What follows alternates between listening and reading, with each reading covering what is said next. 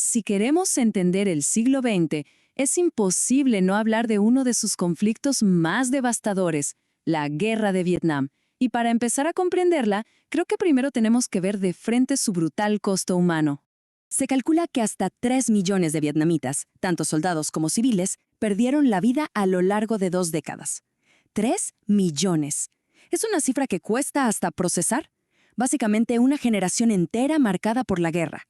Y del otro lado, el estadounidense, más de 58,000 nombres quedaron grabados en la memoria de una nación. Detrás de cada uno de estos números hay una vida, una familia. Con este peso en mente, entonces, la pregunta es inevitable.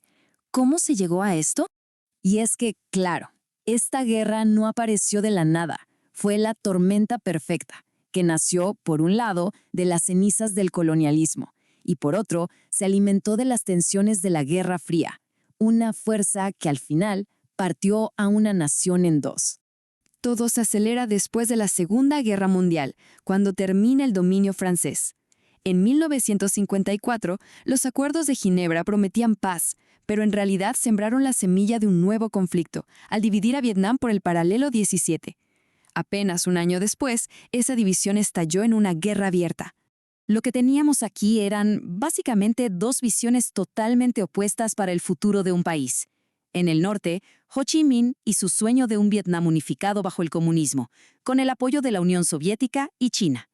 Y en el sur, un gobierno anticomunista respaldado por Estados Unidos, luchando por su propia existencia. Este choque de voluntades estaba destinado a atraer la atención del mundo entero. Entonces, ¿cómo es que una guerra civil se transforma en un conflicto que definiría a toda una era? La respuesta está en la intervención extranjera, un paso que cambiaría las reglas del juego para siempre. Cada bando tenía su propia justificación, claro. Para Vietnam del Norte, la guerra era una respuesta a la represión en el sur y, sobre todo, a la cancelación de las elecciones que debían reunificar el país. Para Estados Unidos, el punto de no retorno fue ese confuso incidente del Golfo de Tonkin en 1964. Fue la excusa perfecta para una intervención militar a gran escala. La estrategia norvietnamita se puede resumir en esta frase, que se le atribuye a Mao Zedong.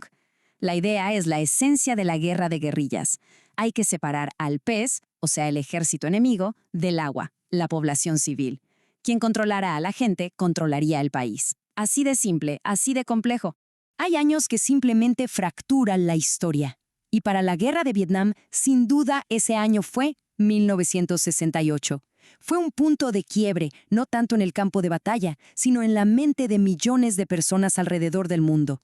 En enero de 1968, las fuerzas comunistas lanzan la ofensiva del Tet. Fue un golpe brutal, totalmente sorpresivo, y aunque militarmente fue repelida con un costo altísimo, su verdadero impacto fue psicológico y político. Fue una herida mortal para la moral de Estados Unidos y sus aliados. ¿Y la respuesta estadounidense a esa guerra de guerrillas cuál fue? Pues un despliegue de poder aéreo abrumador. Campañas de bombardeo masivas que buscaban cortar las líneas de suministro del norte y, bueno, quebrar la voluntad de lucha del Vietcong. Pero ojo, porque había un frente de batalla completamente nuevo, la sala de la casa. Por primera vez en la historia, la guerra se transmitía por televisión. La cruda realidad del combate, sin filtros, entraba cada noche en los hogares, desmintiendo por completo la narrativa oficial de que la victoria estaba cerca. Y aquí está la gran paradoja de la ofensiva del Tet. ¿Cómo es que una derrota en el campo de batalla se pudo sentir como una victoria psicológica? Pues porque la capacidad del Vietcong para lanzar un ataque a esa escala destrozó la ilusión de que la guerra estaba bajo control. Para la opinión pública, fue la prueba definitiva de que no había luz al final del túnel. Después de ese baldazo de agua fría que fue 1968, el objetivo cambió. Ya no se trataba de ganar, sino de encontrar una salida, y así comenzó un proceso largo y muy doloroso para retirarse de Vietnam, intentando de alguna manera salvar las apariencias. La estrategia tuvo un nombre: vietnamización.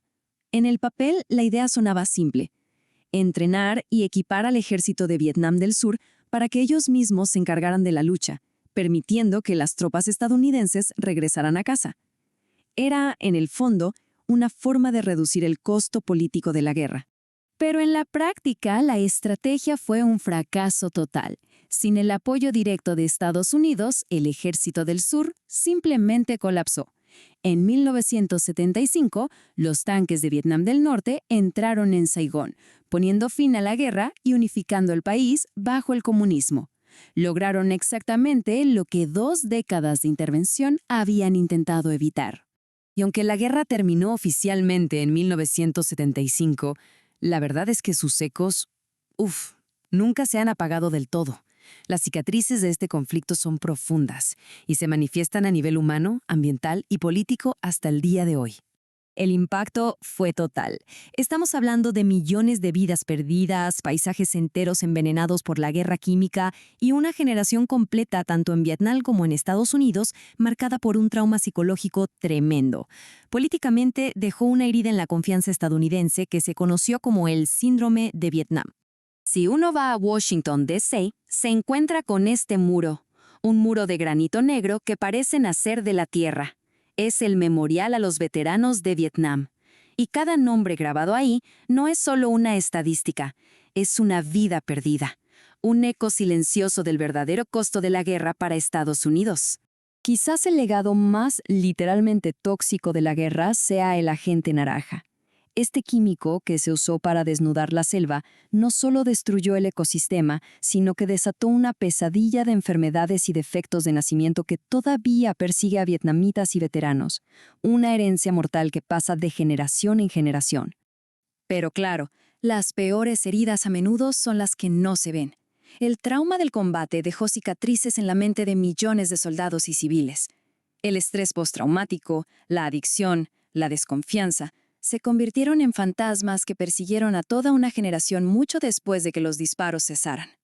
Ya han pasado décadas desde que terminó la guerra. Las selvas han vuelto a crecer, las ciudades se han reconstruido.